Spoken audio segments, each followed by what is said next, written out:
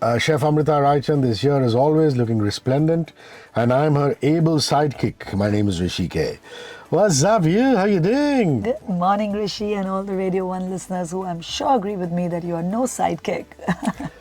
I'm going to make an honest confession here today. The world obsesses about mangoes. In my house, there are 2 cartons of mangoes delivered every single week. You know how many I consume? 0. Oh. Me. How come? Not consuming a food item. The girls are crazy about mangoes. I mean, the elder one who's 11, the younger one who's 4, the youngest one who's, nearing 35.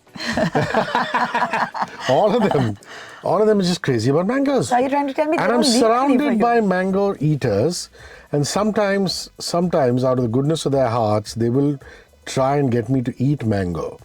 The only form of mango I like is if it's put into a aam panna or if it's put into a pickle. And I wasn't like this as a child. I remember eating straight off the fruit, and even biting into the gutli, as they would call it, the seed inside. Something has shifted, and something in me has rejected the mango.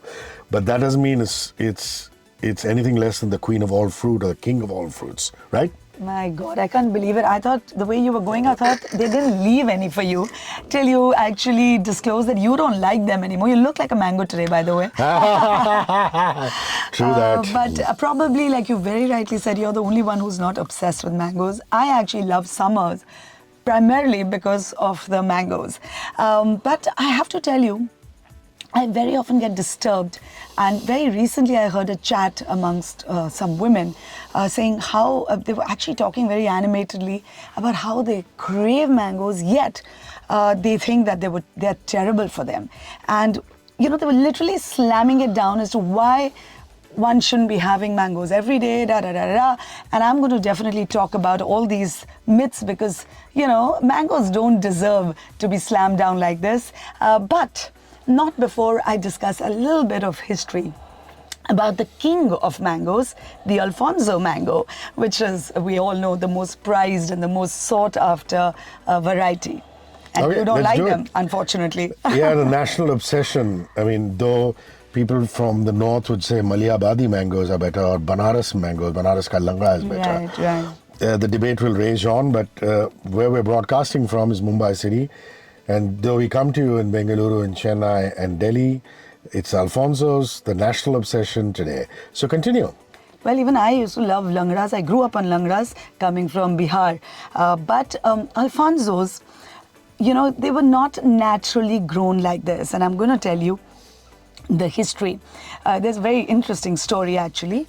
These mangoes are named after the Viceroy of Portuguese India, Alfonso de Albuquerque, who became the first Duke of Goa after seizing the territory in 1510.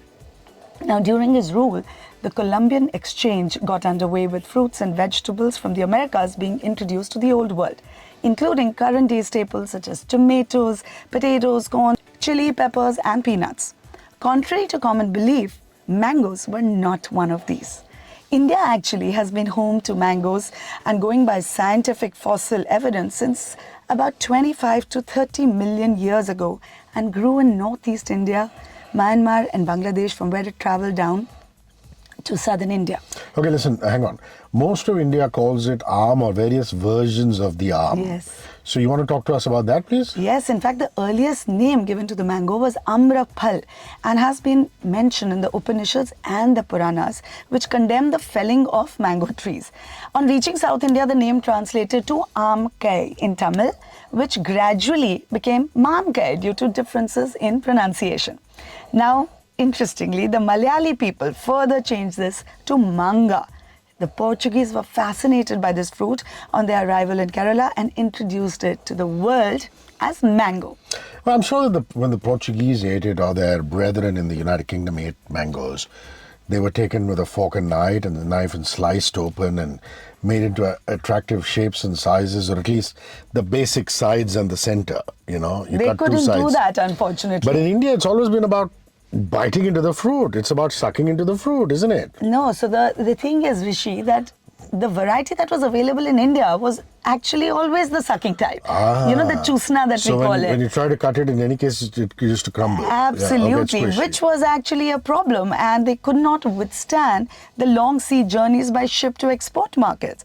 And therefore, Albuquerque was said to want these mangoes that were firm to the touch, that could be cut and served at the tables in Europe, like you just mentioned.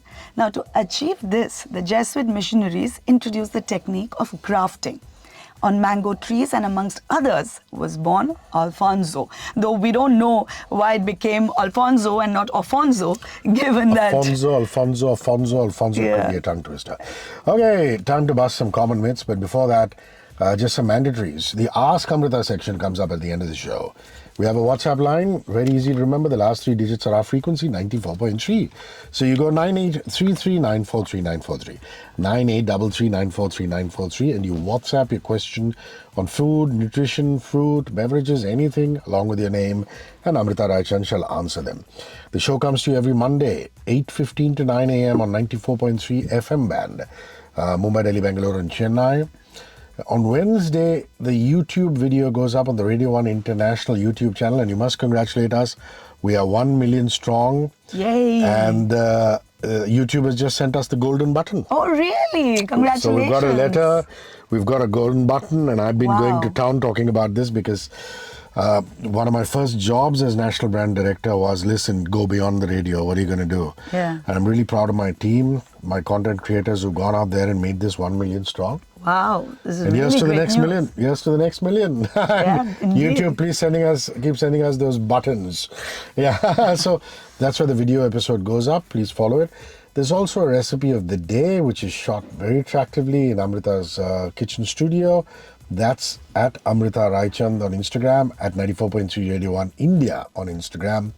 And of course, Chef and Beyond is Amrita's YouTube channel, which we also recommend you subscribe to. Which Common also myths. needs that 1 million soon. Common myths. Common myths. But before that, you know, in India, the first box of mangoes is actually sent to friends or relatives. In fact, my mom always used to tell my mother-in-law, don't you dare get that first box. मैं अपनी बेटी के घर में पहला डब्बा भेजूंगी. Rishi hates it when I speak in Hindi, but I had to just repeat that line. But, you know, it's surrounded by myths. Eating mangoes makes you fat. Does it? Rishi, what do you think? Well, my size, anything is a bonus. No, it does not make you fat at all. It has, in fact, no fat content. In fact, mangoes have a medium GI, which is the glycemic index, which means that although they contain fructose, its impact is minimal thanks to the dietary fibers, which slows down the sugar absorption and prevents blood sugar spikes. The problem with mangoes is that they are so damn delicious that you want to just go on eating it. And obviously, if you eat 5 a day, you will put on weight, just like you will with any other food that's eaten in excess. So, bottom line is, you can enjoy this fruit. In fact, you can have a medium-sized mango every day, but not more than that. Now listen, lots of people will turn around and say, where's the nutrition? It's dead calories. You don't agree with that at all. Absolutely, and that's the second myth. Dead calories in mango? What are you talking about? It is full of nutrition. Mangoes contain over 20 different vitamins and minerals, including vitamin A, C, D, iron, calcium, amino acids, and flavonoids. Calcium and flavonoids, making them quite a superfood. In fact, due to the high vitamin C content, mangoes actually help in increasing our immunity and prepares us for the onslaught of the monsoons, which is the following season. Hence, contrary to the belief, mango strengthens us physically, an added benefit also mentally, because, oh my God, how satiating are they? They give us that wholesome nutrition. I have lost count of the number of people, in particular ladies, turning around and saying, I consume too many mangoes, I've got acne, I've got pimples. Again, an age-old Indian myth about body heat and it coming out in the shape of pimples and acne. How true or false is that, Amrita? Very, very wrong. It's false. You don't get acne because of mangoes. Usually people get acne during summer season, and summer is the culprit, not mangoes. The high temperatures causing increased sweating leads to clogged or obstructed pores. And this, coupled with not drinking enough water, is actually what causes those pimples, and not the poor mangoes that get blamed for it. In fact, mangoes are incredible for the skin. It has vitamin C, which I've already discussed. It has tons of carotenoids, and which makes it a rich source of vitamin A. And all of these are actually superb for the skin. It also prevents you from sun damage. It is full of antioxidants.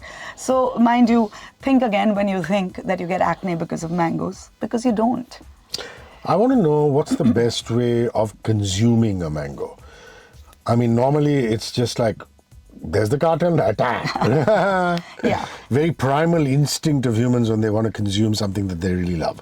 But there's got to be a method in the madness. There's got to be a way to actually get optimum stuff out of your mango. Absolutely, there is.